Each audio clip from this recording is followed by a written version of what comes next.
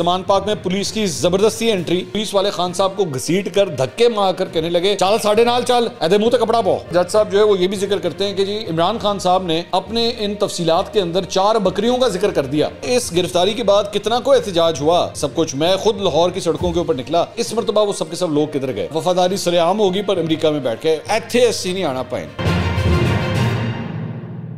अस्सलाम वालेकुम नाज़रीन, मैं हूं मंसूर अली खान, अपने डिजिटल चैनल के ऊपर आपको खुशामदीद कहूँगा। नाज़रीन, इमरान खान साहब की गिरफ्तारी हो चुकी है और साथ ही साथ उन्हें अब लाहौर से गिरफ़्तार करने के बाद उनको इस्लामाबाद में शिफ्ट कर दिया गया है। सारी डिटेल्स मैं आपके साथ शेयर करूँगा। कुछ उनकी गिरफ़्तारी किस तरह हुई उसकी तफसीलात भी कुछ सामने आई हैं, वो भी आपके साथ शेयर करेंगे। साथ ही साथ जो डिटेल्ड फैसला है 30 सफ़ात का वो भी मैं आपके साथ शेयर करूँगा। मैंने उससे पढ़ा है, उसमें 4 बकरियों का भी जनाब जिक्र है। वो मामला क्या है वो सारी चीज़ें आपके साथ शेयर करते हैं। और उसके बाद इस गिरफ्तारी के बाद कितना को एहतजाज हुआ सब कुछ, मैं खुद लाहौर की सड़कों के ऊपर निकला और मैंने सोचा ज़रा देखें तो सही जाके कि कितना कारकुन जो है वो बाहर आया है, तो वो भी आपके साथ ज़रा डिटेल शेयर करते हैं। तो सबसे पहले जो है वो ज़रा मेंशन मैं आपसे कर दूं जो फैसला आया है मेरे ख्याल में, ज़रा या फैसले से पहले मेरे ख्याल में ज़रा इमरान खान साहब की जो लेटेस्ट सिचुएशन है वो क्या है, ज़रा वो आपसे। एक तो उनकी गिरफ्तारी के बाद उनकी ये सामने ये जो तस्वीर आप देख रहे हैं ये सामने आई जिसमें ये गाड़ी के अंदर बैठे हुए हैं और लग इस तरह रहा है जैसे उन्होंने आंखें बंद की हुई हैं। एक्चुअली उन्होंने आंखें बंद नहीं की हुई थी, मेरे ख्याल में तस्वीर ऐसे चीज़ जब वो पलक झपक रहे थे तो इस तरह उनकी एक ये तस्वीर आई और इसके बाद उनकी ये एक और तस्वीर जो है वो ये आई जिसमें ये सोफे के ऊपर बैठे हुए हैं। अब जियो ने जो है वो इमरान खान साहब की गिरफ्तारी को लेकर जो रिपोर्ट किया है मैं वो भी आपको बताता हूँ और पीटीआई क्या कह रही है इसके ऊपर मैं वो भी आपको बताता हूँ कि उनको किस तरह गिरफ्तार किया गया। मैं वर्जन्स आपके सामने रख देता हूँ। जियो ने कहा कि जी पुलिस की सिक्योरिटी टीम इमरान खान के वारंट लेकर उनकी रिहाइशगाह ज़मान पाक पहुंची, जहां हुकाम ने इमरान खान की सिक्योरिटी अफसरान को बताया कि चेयरमैन पीटीआई के वारंट गिरफ्तारी आ गए हैं जिस पर उन्हें गिरफ्तार करना है। पुलिस ने इमरान खान को घर के अंदर जाकर गिरफ्तार किया। इस दौरान पुलिस की एक गाड़ी अंदर गई और बाकी जो गाड़ियाँ हैं वो बाहर ही मौजूद रहें। पुलिस अफसरान और इमरान खान के दरमियान कुछ देर बातचीत हुई जिसके बाद चेयरमैन पीटीआई ने गिरफ्तारी के वक्त कोई मज़ाहमत नहीं की। गिरफ्तारी के वक्त चेयरमैन पीटीआई इमरान खान की अहलिया भी मौजूद थी। इस दौरान 11 के करीब इमरान खान के ज़ाती गार्ड्स भी मौजूद थे, लेकिन इस दौरान कोई मज़ाहमत देखने में नहीं आई। उनको घर से अंदर से ही गाड़ी में बिठाया गया और पुलिस बरास्ता ठोकर न्याज बेग उन्हें लेकर मोटरवे से इस्लामाबाद रवाना हो गई। इमरान खान को जब गिरफ्तार किया गया तो पुलिस की भारी नफरी को धर्मपुरा, जेल रोड और माल रोड पर तैनात किया गया था, जबकि ज़मान पाक के रास्ते भी बंद थे। इस दौरान कोई भी शख्स ज़मान पाक में दाखिल नहीं हो सकता था। अच्छा, मैं खुद एक्चुअली इस गिरफ्तारी के बाद मैं खुद लाहौर में, खैर मुझे तो कहीं जाना था लेकिन मैं ये भी ऑब्जर्व कर रहा था कि क्या सूरत हाल है। एब्सोल्युटली नॉर्मल, बिल्कुल सड़कों के ऊपर ट्रैफिक रवां दवां थी, कोई प्रॉब्लम नहीं, कोई टेंशन नहीं, कोई परेशानी नहीं, नथिंग हैपेंड। लेकिन इसके अलावा ज़मान पाक के बाहर बाद में जब उनको गिरफ्तार करके ले गए तो उसके बाद जो है वो कुछ लोग वहाँ पे आए तो सुनने में आया कि तकरीबन 20-25 अफराद की जो है वो गिरफ्तारियाँ हुई हैं और उसमें शायद 2-3 औरतें भी जो है शामिल हैं। I am not confirm about the figure, लेकिन रफली तकरीबन वो यही नंबर्स हैं। इसके ऊपर जाहिर बात है एक बहुत बड़ा सवाल ये भी उठता है कि अगर लास्ट टाइम जब 9 मई को जो है वो इमरान खान साहब को गिरफ्तार किया गया था तो उसके बाद जो रिएक्शन आया था वो रिएक्शन इस बार क्यों नहीं आया।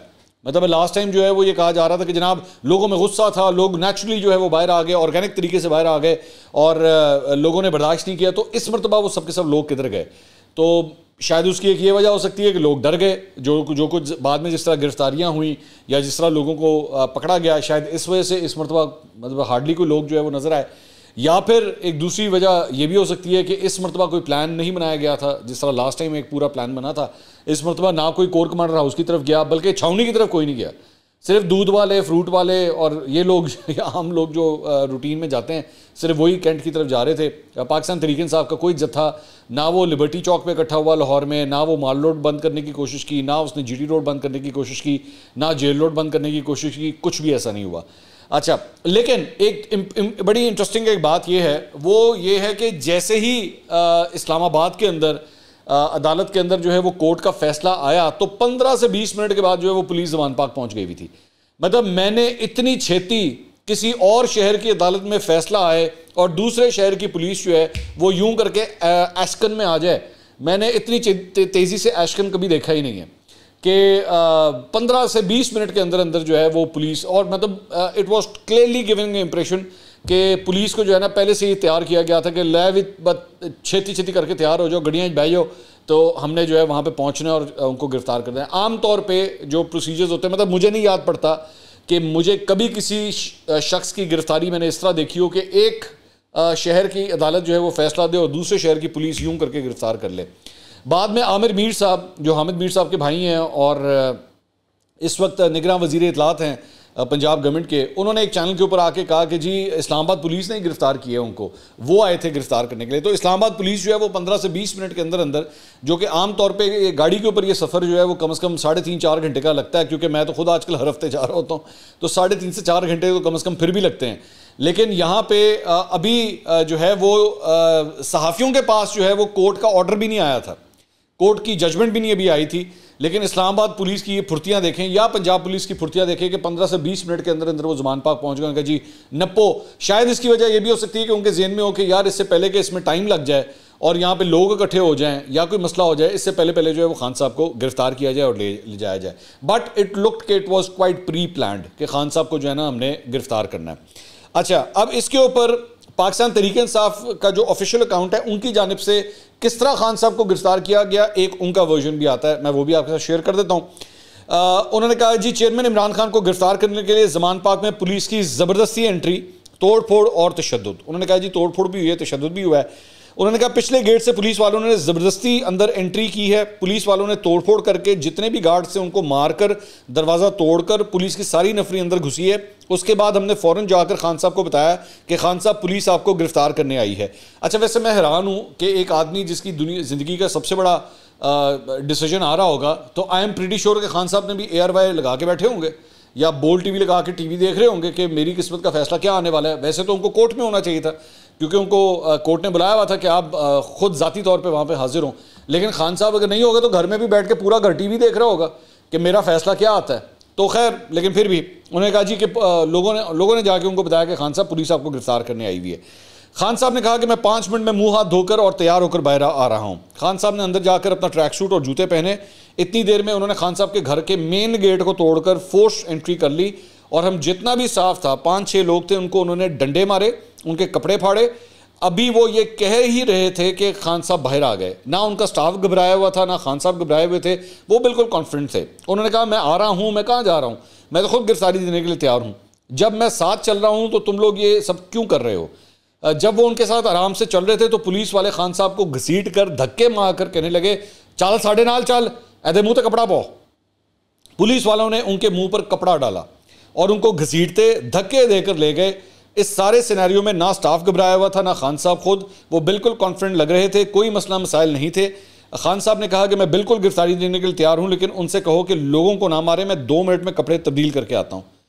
अच्छा, बाद में फिर उन्होंने कपड़े तो तब्दील कर लिए थे उन्होंने। खैर, इतनी देर में वो आए हैं, घर में फोर्स एंट्री की है, बेडरूम में घुसने की कोशिश की और इस तरह उनको गिरफ्तार करके ले गए। ये PTI का ऑफिशियल वर्जन जो है वो ये है कि उनके मुंह पे कपड़ा डाल के उनको धक्के दे के जो है वो गिरफ्तार करके ले जाया गया है। सो ये इनका वर्जन है। बहरहाल मैंने आपको जिस तरह बताया, मेरे लिए जो सबसे इम्पॉर्टेंट पॉइंट है वो ये है कि फ़ैसला आता है और 15 से 20 मिनट में पुलिस जो है उनकी गाड़ियाँ डाले आते हैं और बंदे को गिरफ्तार करके ले जाते हैं। This looks very strange. और उसके बाद इनको बाय रोड जो है वो लाहौर से जो है वो बाय मोटरवे उनको इस्लामाबाद जो है वो शिफ्ट किया। अब आ जाएं उस 30 सफ़ात के फैसले के ऊपर जो इमरान खान साहब के हवाले से जारी हो गया। मैंने बैठ के पूरे 30 सफ़ात पढ़े।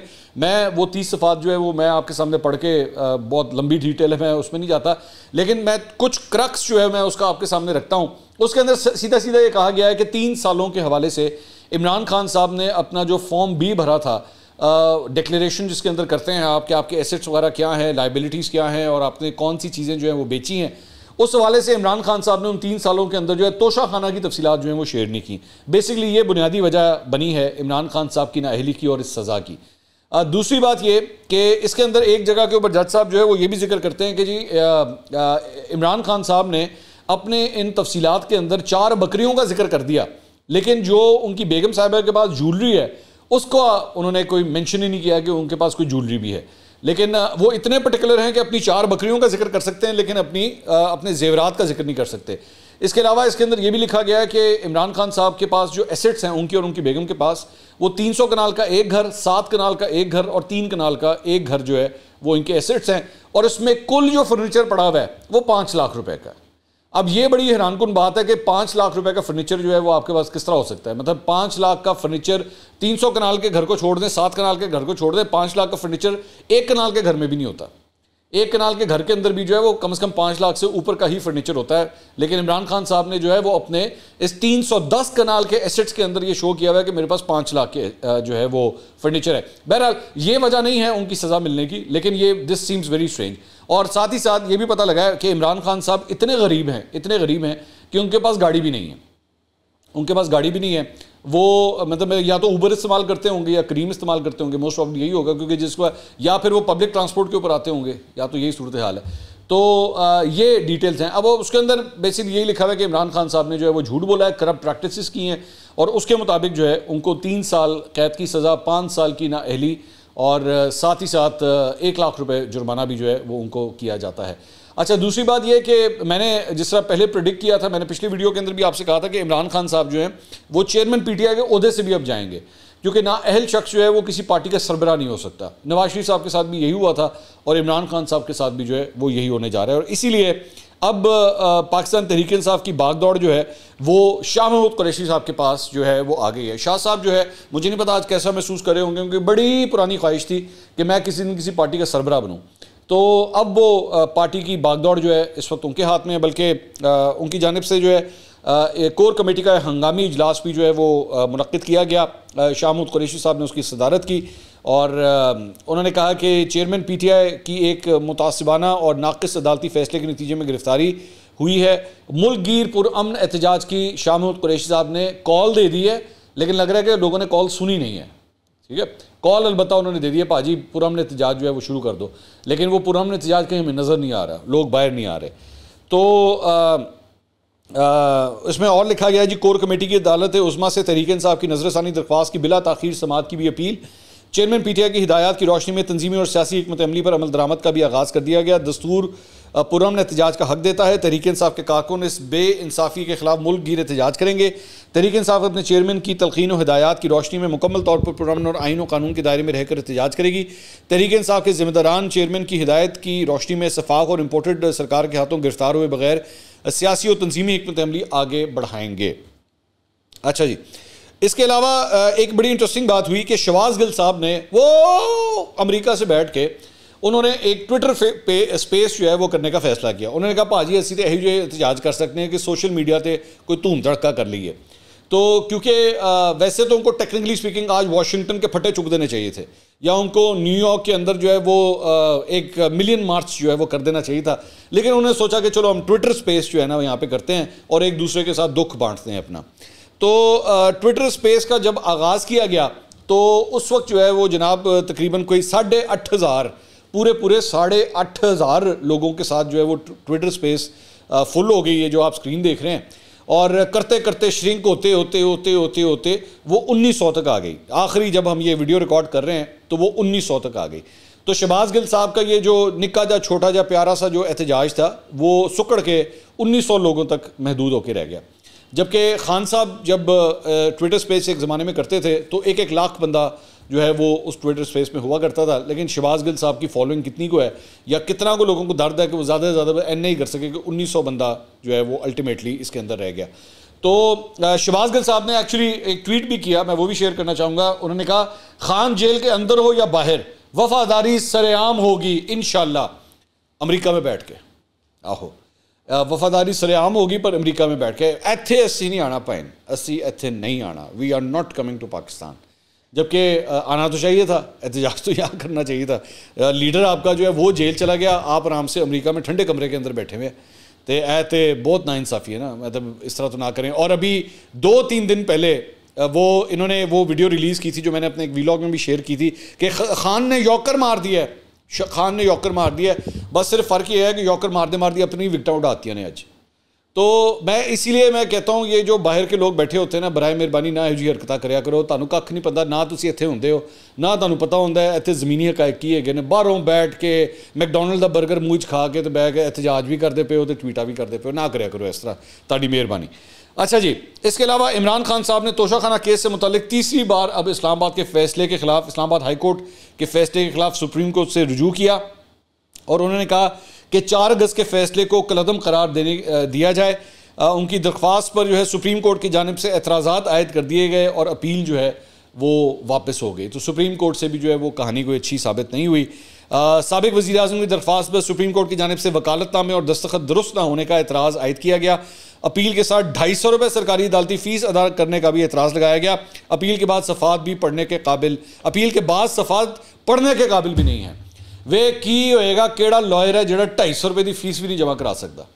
यहाँ से 8,500 से गल 1900 के ऊपर आ गई, ठीक है। और ऐसे जालिम लॉयर हैं कि जो उन 250 रुपये की फ़ीस नहीं जमा करवा सकते, 250 रुपये की फ़ीस। और उन्होंने कहा कि जी वो सफ़ात इस तरह लिखे हुए कि वो समझ नहीं आ रही कि किसने जो है वो। वैसे तो इमरान खान साहब की जो सियासी ज़िंदगी की इस वक्त लकीरें हैं वो तो वैसे ही समझ नहीं आ रही कि उसका होना क्या है, लेकिन यहाँ पे उनकी एप्लीकेशन भी जो है वो भी सुप्रीम कोर्ट को समझ नहीं आ रही। रजिस्ट्रार ऑफिस ने एतराज़ात दूर करने के लिए 2 हफ्ते की मोहलत दे दी है। चेयरमैन PTI ने इस्लामाबाद हाईकोर्ट का गुज़श्ता रोज़ का फैसला चैलेंज किया था। अपील में इस्लामाबाद हाईकोर्ट का मुकदमा दोबारा फैसले के लिए हुमायूं दिलावर को भेजने का फैसला चैलेंज किया गया कि इनके पास आपने जो है वो हमें क्यों दोबारा भेजा है, इसको जो है वो चैलेंज किया गया है।